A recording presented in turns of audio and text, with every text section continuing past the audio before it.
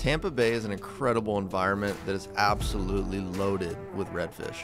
So in today's video, we hop on the boat with my buddy Austin. He knows the bay so well, he's been fishing it for so long.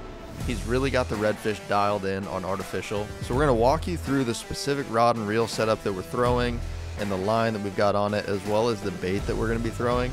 And then we're gonna show you some specific areas that you should be targeting on specific tides, because that determines where the fish are gonna be at. All right, guys, we're on the boat with Captain Austin Mcwhorter. Appreciate you having us today. Yeah, man. It's gonna be good. We've kind of done a little bit of pre-fishing. We found a few redfish and a couple snook. The tide was up, and I think it's falling down right now. So we were like peppering shorelines. I mean, skipping deep in the mangroves. Found a few fish deep, but it looks like, I think we're gonna head out to a flat right now. Yep. Fish some more open water. Yeah, we got the tide dropping. Should get pushed out off the trees and should be able to see them, get to them. So we're gonna go take a look. Yep.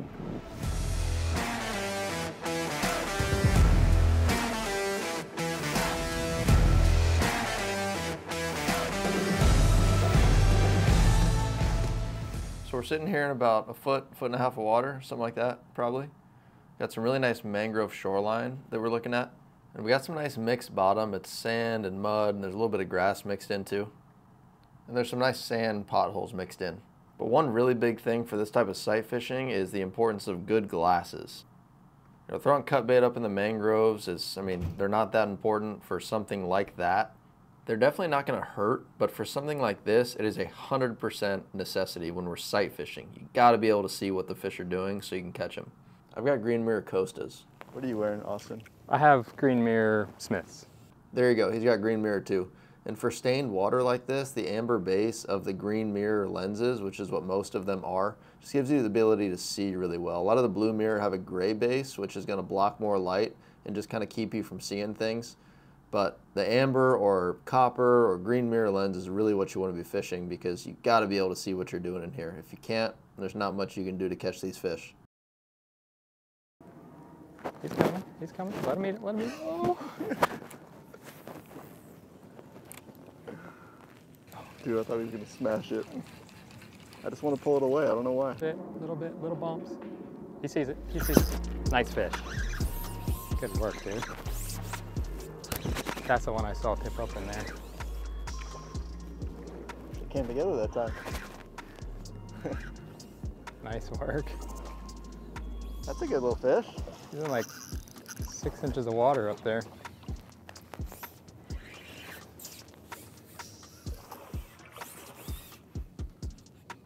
So I probably threw, what, 6 feet in front of that fish? Yeah. And it was like on a super slow, just kind of floating.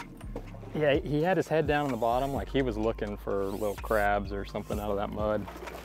We threw it in front of him and just kind of let him drift to it. Austin didn't even have him move it. And then right as soon as, say, I don't know, 3 feet away, just some little bumps, tiny little bumps, and he just smashed it. Let me grab the net. Yeah. He's so deep, dude, it keeps wrapping up in his gills. See that?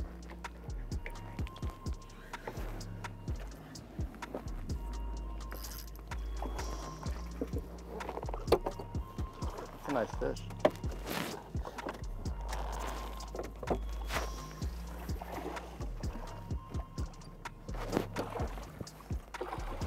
Oh, hello. Super low, super low. I thought you netted it. Not yet. I figured I'd let you fumble around a little more. You on the trim tab? No, it's shit. Don't knock the sandwich over.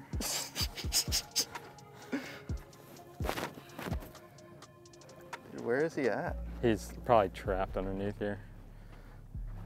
There you go. Reel down a little bit more.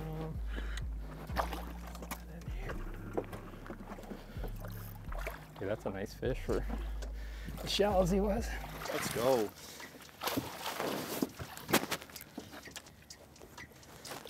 Let's go. That's bigger than I thought he was. Yeah, he's good. Chunky fish. That's a good, what, upper 20s? Yeah. 26-inch fish there. 26? We'll call it 26? We call it 26. Right in the corner.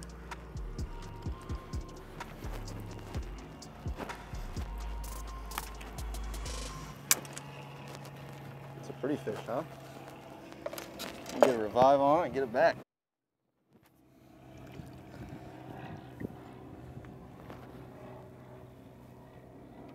A little tired from being trapped under the boat. Wrapped me under the engine twice. There she goes. Nice work, dude. Nice. These fish are mad, dude.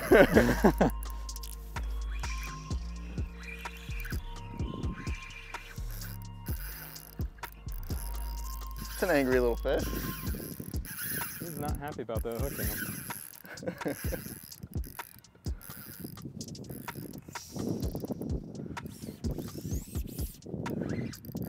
Dude, these fish act so different on the shoreline. You can see them just like, I mean, they're not swimming slow. They look a little like belligerent, but you think they're just looking around for something to eat. Oh yeah, they're on the hunt for sure. I mean, every time, like we just missed one right back there, but every time we've shown a fish a bait on this shoreline, I mean, they don't sniff it. They just come hammer it.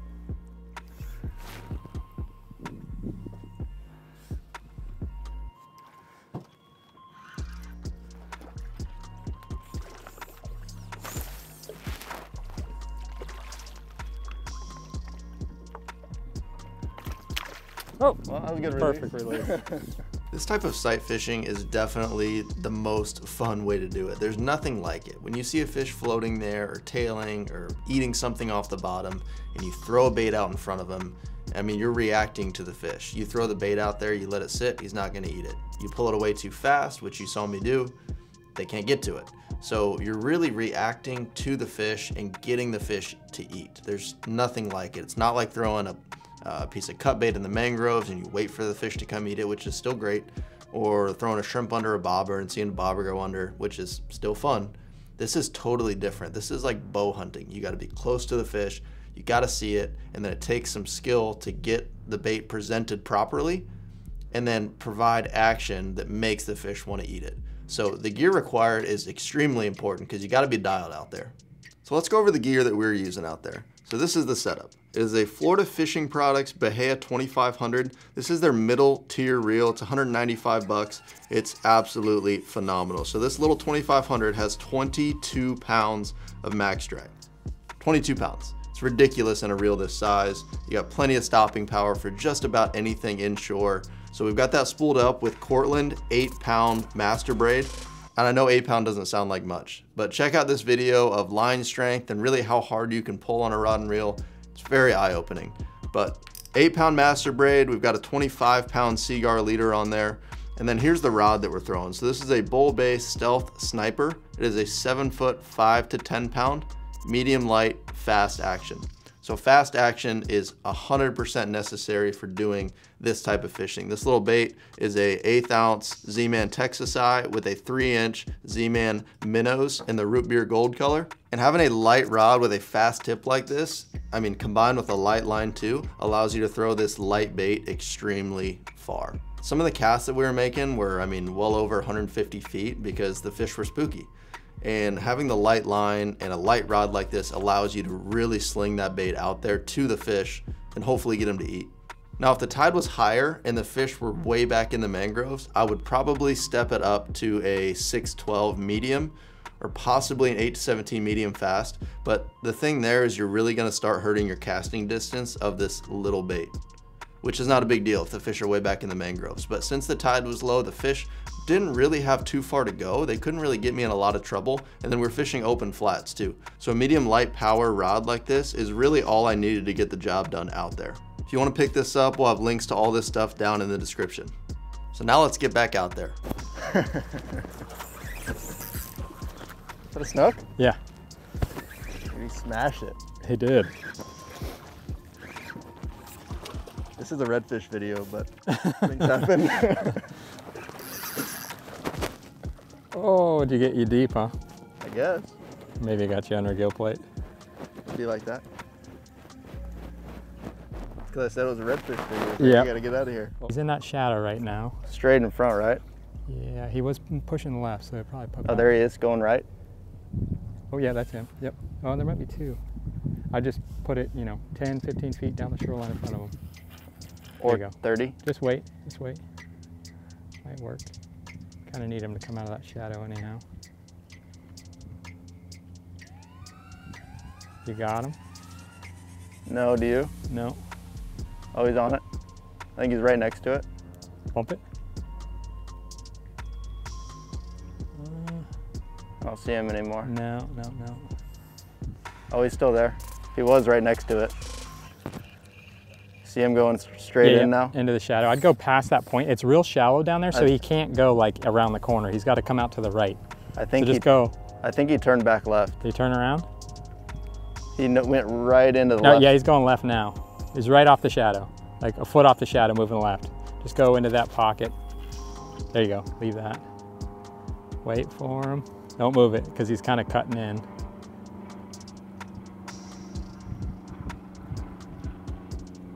Give it a little bump. Bump it. Bump it. Bump it. Bump it. Bump it. Oh, slow down. Stop. Stop. Bump it.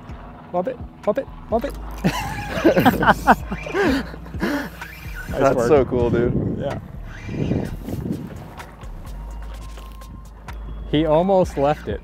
He like saw it and turned away, and then you bumped it that last time, and he decided. I thought he was gonna come eat it. Yeah. Not the biggest, but hey, when you can sight cast them in 5 inches of water. Dude, that's so fun.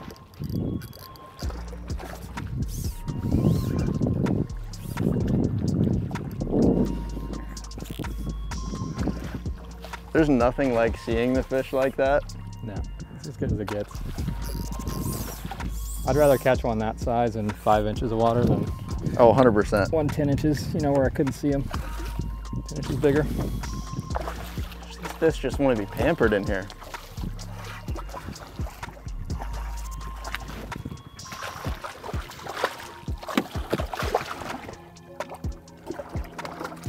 Yeah, a lot of people don't realize on shots like that, when that fish is that shallow, he can't see that far when he's in 5 inches of water. That bait has to be right in front of his nose. Gosh, he's not a big fish, but that was so freaking fun. Gosh, that's why glasses are so important. So that fish was just kind of swirling in that little pocket. Yeah. He did not want to leave that spot. So I just got it in there in front of him, and he eventually, after what, 20 or 30 seconds of sitting there, he swam over near it, and we got his attention just by moving it a little bit, kind of bumping it. But he wasn't going to commit right away. He wanted to see it bounce a few times and try and scurry out, but at 16, 17 inches, it's a pretty little fish.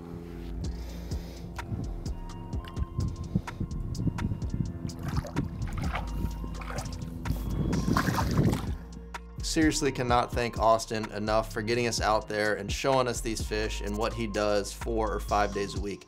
When he spent that much time around these fish, he's got so many spots in the bay. He knows how these fish act. He knows where they're gonna be on whatever tide there is that day, and just really knows how to get the fish to eat. He knows their body language so well and knows the baits that they're gonna be eating. So I've got his information down below. Take a look if you want to go fishing. You should really hop on the boat with him. He fishes that beautiful Floyd 10 weight.